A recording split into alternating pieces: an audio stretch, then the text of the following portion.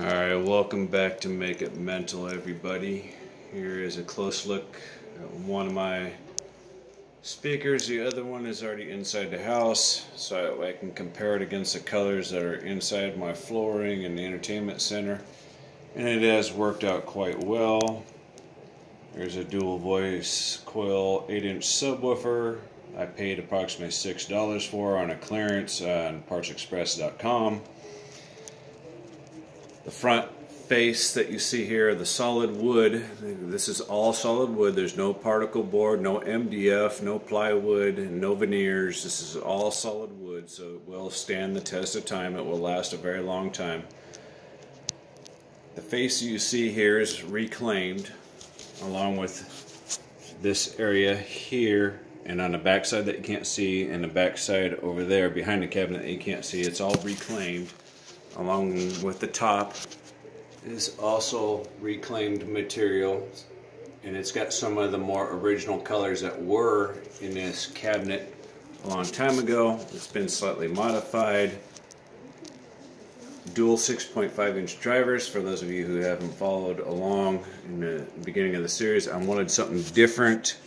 More specifically, I'm looking for a different tonal response, and I'm also looking for a different color, so this is what I come up with. I still have to install the plate amplifier somewhere in that big opening. I want it to be seen. I did put in a potentiometer, a D-pot, or an L-pad, or whatever the fuck it's called, I forget. But anyway, it's a volume control specifically for that 3-inch driver right there. So that'll help with that. And if it's too noisy, I can turn it down. If it's not loud enough, I can turn it up. I can adjust it how I want. And then the 8-inch driver can be turned on or off at will. I'm going to put a toggle switch in the plate amplifier so it's not running all the time. The 6-inch drivers were originally in-ceiling speakers. They came with a small 5/8-inch tweeter, if I remember correctly. They're rated at approximately 200 watts for an infinite baffle situation. You know, the airspace in here is less than 4 inches by about 36 inches, and two of them share that space, so it should tighten up the bass response quite a bit. And again, for those of you who haven't followed along, I already have two 10-inch drivers in the house that play the very low frequencies, the rumbling of earthquakes and whatnot. Now I'm looking for gunshots, car crashes, windows breaking, the very first crack of lightning type sound before the rumble you hear afterwards. So I'm looking to fill that kind of sound stage.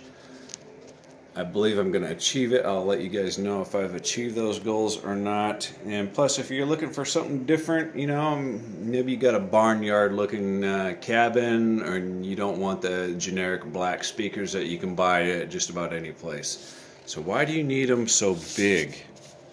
Let me tell you why you need them so big. Because little speakers like this will never, ever, I don't care who makes them, Bose, Nakamichi, whoever, JBL, they will never sound as good. You can never get full tonal range, full frequency response out of little drivers. I mean, you know what those drivers are good for? Those drivers are good for a college dorm, perhaps a small bedroom, if you're in a barracks at a military base, something very small, doesn't take up a lot of space. When you've upgraded to a house or to a large apartment or condominium, you want something different. This is where you want more of a focus on full range, and you appreciate the sounds. You know, you want to be immersed into a movie. You don't want to just watch a movie. Like me, you know, I don't want to watch Days of Our Lives on something like this. They'll be just fine on TV speakers. My wife watches that kind of stuff, and she has no desire for being immersed inside of a movie, whereas I do. So that's where we differ. You know, so it's not for everybody. Some people are perfectly content with TV style speakers, but if you're looking to upgrade and you want to experience realism, I mean, I'm sure you went to the movies, you want to hear that full depth of sound, and that's where this is going to come in. The 8-inch driver was filled with a bunch of R13 fiberglass. I I think I put enough in there. The cabinet's probably too big originally for the type of sound I'm looking for, so I stuffed a bunch of it inside there to help shrink that airspace. The acoustic fill or fiberglass insulation, depending on how you'd like to word it, is good for noise reduction where you don't get an echoey type sound. That's where the sound wave generated from the back side of the speaker comes back and either radiates through the cabinet or comes out through the speaker and giving you a tinny type sound. So that kind of stuff helps eliminate that unwanted tinny sound. So I stuck some of that in here as well, although not as much. I just enough to where I think it's going to help eliminate some of that unwanted tinniness.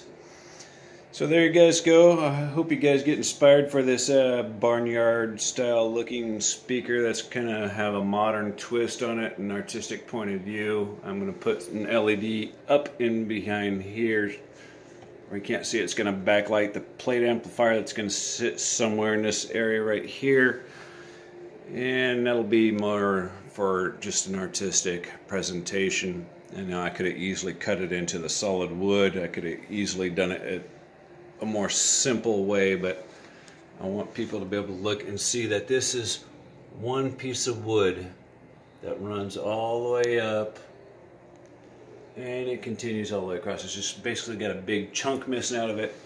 Separate back is attached right here, and this is a separate cabinet down here. It's actually sealed all the way across, which gives you your divider line that you see right there. It's got some of the natural reds that were left over from the previous cabinet still in there. I like that. It's just enough that to show off. It's got some of the dark scratches. It may be hard to see in this type of light. Maybe come over here. Yeah, you can kind of see them a little bit, and then it's got some of the woodpecker marks or tree limb marks that were in there, plus the stuff I intentionally put in there, some more scratches, and to give it kind of a weatherized look, something different.